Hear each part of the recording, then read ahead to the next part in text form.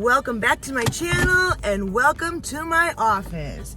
It is Tuesday morning, January 4th of 2022. Apparently my last video I said 2021. Just a habit we got to get used to. I'm headed to go grab my coffee. You know it, and we are getting ready to make that money, honey. So let's go. We just got a double Cornershop order. Lucky for me, this Winn-Dixie is right across the street from where I am at Starbucks. So I'm going to try to show you guys the most I can about how to do a double order from Cornershop because it's not easy. It's basically like you're doing one order twice. So like with Instacart, if you do shopping and you know Instacart or you know Shipped, both of them will put the items together in one list, and as you pick it, it will tell you which customer to group it with. Cornershop is the exact opposite. You have to actually keep going out of the order and go back into the next order so that you can see the items. So I'm going to try to show you what I can and see if I can't give you some tips to make it easier. So for me, the biggest tip that made it easier for me to figure out whose order was who is the last three numbers of the order number. So associate the last three numbers with the name of the customer, and that will help you, because when you keep going back, sometimes you keep going into the wrong order. So tip number one, associate the last three numbers of the order with the customer's name so that you will always go into the correct order. All right, let's go over there and get this going. Okay, so we are here because I was literally right across the street. So I'm going to show you how to mark it as arrived. So let me screen record this for you guys. Okay, so you will see the main page that shows both orders. So the top order ends in 496 and the bottom one is 432. Okay, so I'm going to go to 496 and I'm going to mark it as slide when I've arrived to the store. Now 496 has 20 items and the customer's name is Sue. 496 is Sue with 20 items. All right, I'm going to go back. And now I gotta go to 432, slide that I've arrived. Oh, there's a piece of hair. Okay, so 432 has 16 products and the customer's name is Jessie, okay? So 432 is Jessie and 496 is Sue. So let's go. Tip number two is to try to stay organized. I always try to section my cart off, like split it in half, so that the right half is for one customer and the left half is for the other customer. If one of the orders is small enough, I will use the carriage part where like kids sit for one customer and then the actual big bucket part for the other customer. But it all depends on how many items are in each order, which way you separate it. But just try to stay organized and section them off.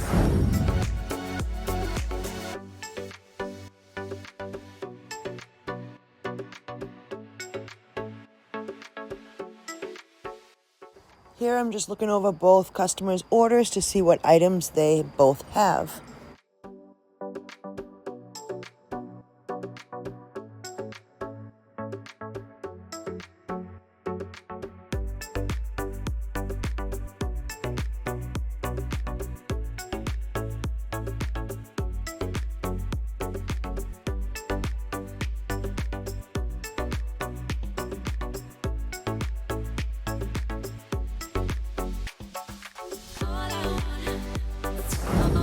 So I noticed that both customers have some produce items, so I always start at the produce and I'll grab the amount of bags that I'm going to need and then go from there. The most important thing about doing a double batch on Cornershop is that you have to keep backing out, going from order to order. So it can be definitely time consuming and annoying.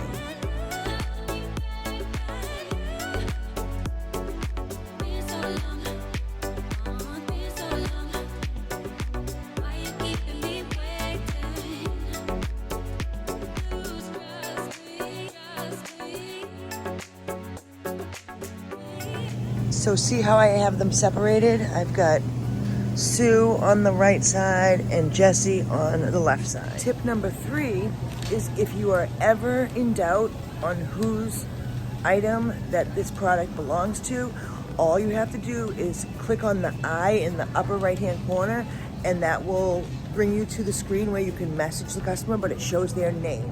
This is going to take me a lot longer than I had hoped because there's a lot of items that are unavailable, and so far neither customer has responded to any of my messages, so let's hope let's hope this works out. So usually when I have about 2 to 4 items left, I will send a message to the customer, just telling them I'm almost done shopping and see if there's anything that they would like to add. So I'm going to do that now. So I sent my message already to my first customer, so now I'm just going to back out and go to the second customer and shop some more items until I only have a few items left, and then I will send them their message as well.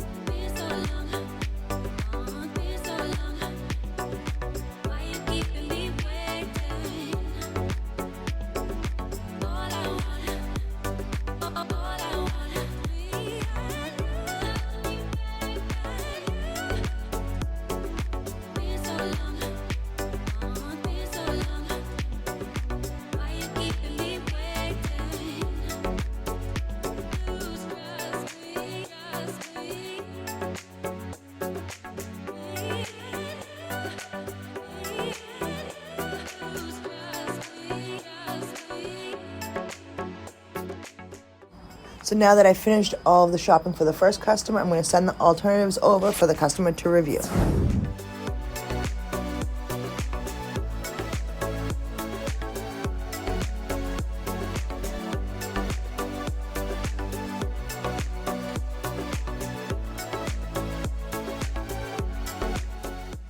So they didn't have the eggs that the customer wanted, so here I'm just adding a few replacement options for the customer to choose from at the end.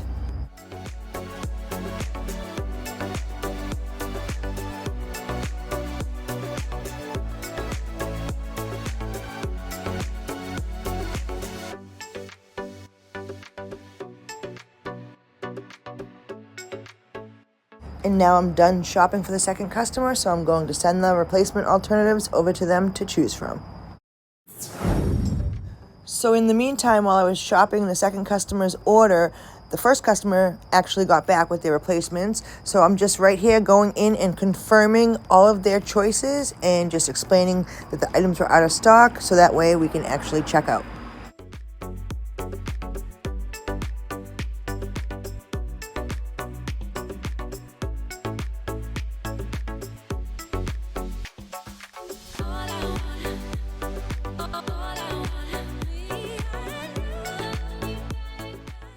So now I'm done checking all the replacements and confirming everything. I can slide to checkout, and it was perfect timing because while I was verifying the replacements, the second customer's timer ran out. So now I can go back and either refund the items or choose my best selection.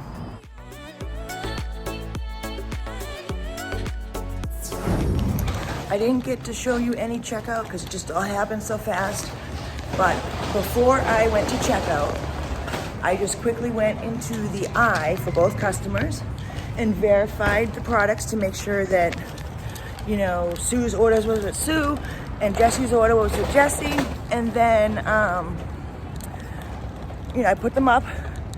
So as I was getting the order bagged and everything, I tied one of the orders so that when I got to the car, I would know the difference between the two orders. So that's the next tip, is either put one in paper and one in plastic, or tie one of the bags of one of the orders so that way you can distinguish between the two when you get to the car. All right, so I hope this all makes sense. So when it comes time to check out, and then you have to add your receipt. You take a picture, you put the before tax and the after tax price. If ever the amount you have in your receipt is way different from the amount that they say should be there, your order is going to be put up for review. So what I do is I add my receipt the way I normally would, and then I hit back, and then bottom left there'll be a link to go to products. This is what will happen if you ever have to change a price after the fact. You go to the products and it will show you the list of all the products and how much the price that you put in. Your receipt will have two separate columns. One will say the price of the item and one will say the price that you paid. As long as the price that you paid matches the price that's in the app, you're good. If not, you can actually go in there and adjust it. I had to do that because my order for Sue was put up for review because one of the replacements cost significant amount more than the original item. But Sue approved that replacement and it wouldn't let me proceed because it was an $8.99 product that the original was only like $2.99 or something. But luckily enough, she made that choice for the replacement option. So I just had to message the SOM and she checked it over and then approved it. That happens from time to time, that they will put your order up for review because the price doesn't match. And if the price is way off, your credit card won't be approved. So it's just something that you need to keep in mind when you're doing orders, whether it be double batches or not, is that it's important that you put the sale price or the price that the items are. So before you even add the receipt, you can go back to the products and all the done products and you can verify that they were all accurate and then add your receipt. All right, so both orders are done. Jessie did not respond at all to anything. So it says she's sick in the instructions. It says, please leave at the door. We're really sick, so for your own safety, blah, blah, blah, blah. She is literally 5 minutes away, so I'm gonna send her my on the way text and go deliver these orders. Tip, so when you're loading the items into your car, if you can, put one order in the trunk and the other order in the back seat. That's what I try to do so that I know which order's which and I don't get confused. A good thing that Cornershop does is once I slide to arrive at the customer's house, they're going to send me the instructions and it's going to say, this is the first or second order of multiple orders. Make sure that this order has these items, and it will list a few products just to let me know which products to look for to know. But always group them together no matter what, in the carriage, in the car. I mean, you would think it's common sense, but for some people they don't realize it, you know. I wasn't able to put one in paper and one in plastic in the store, so I had tied the tops of the second order. But I go to my car and then I bag them in the Cornershop bags, which, you know, some people will say it's time consuming, but for me, that's just what I do. You don't have to do it that way. I can't bring the bags into the store with me because when we enter the store, we don't know what we're shopping for. They don't show you. So I would either have too many bags or not enough. That's why I do it the way I do it. A lot of people don't use the bags at all, which if that works for you, then that's fine. That works for you. As long as Cornershop has no problem with the way that you do it, then by all means, you do you. I'll do me. I bag them. I keep them in the Winn-Dixie bags. I just put them inside the paper bags. And I find that these paper bags are really sturdy and it's so much easier to carry them around because they've got the handle. So I don't know. I personally like doing it this way. So it's whatever floats your boat, I guess.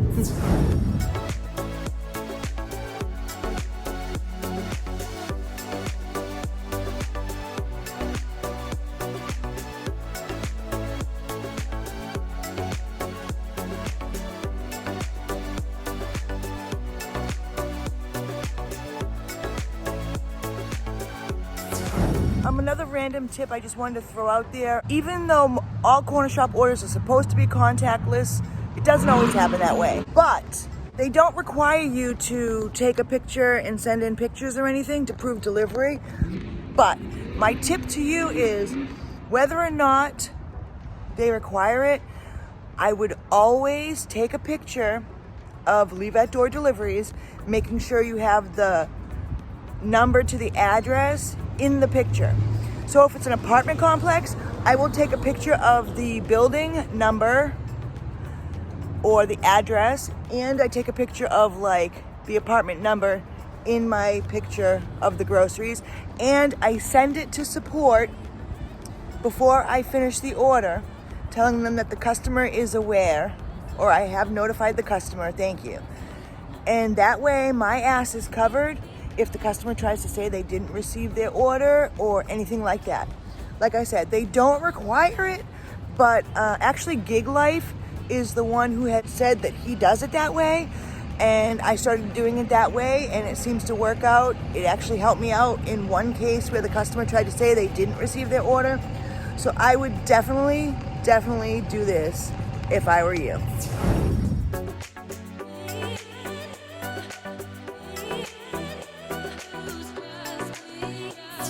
All right, it is 10:30 and we finished both orders. Once I get all the earnings, I will just display my earnings and stats below for you guys, just to show you, because it's really not about how much we can make. I just wanted to go over the steps and how it is completing a double batch through Cornershop at the same time. It's not easy. It's like I said, it's one of the hardest apps to navigate through when it comes to doing 2 batches at the same time or 2 orders at the same time. So I hope this is helpful for you guys. If you have any questions, or if there's something I didn't answer about Cornershop in general or completing multiple batches, just please put them down below in the comments. I would love to help you guys out the best that I can. I've been doing Cornershop for like a year now, so I think I have a pretty good grasp at how it works and the ins and outs, basically. So I would love to spread that. All right, guys, I hope you guys are out there making that money, honey, because I'm going to go continue and make that money. So I will see you guys in the next video. Stay safe. Peace out.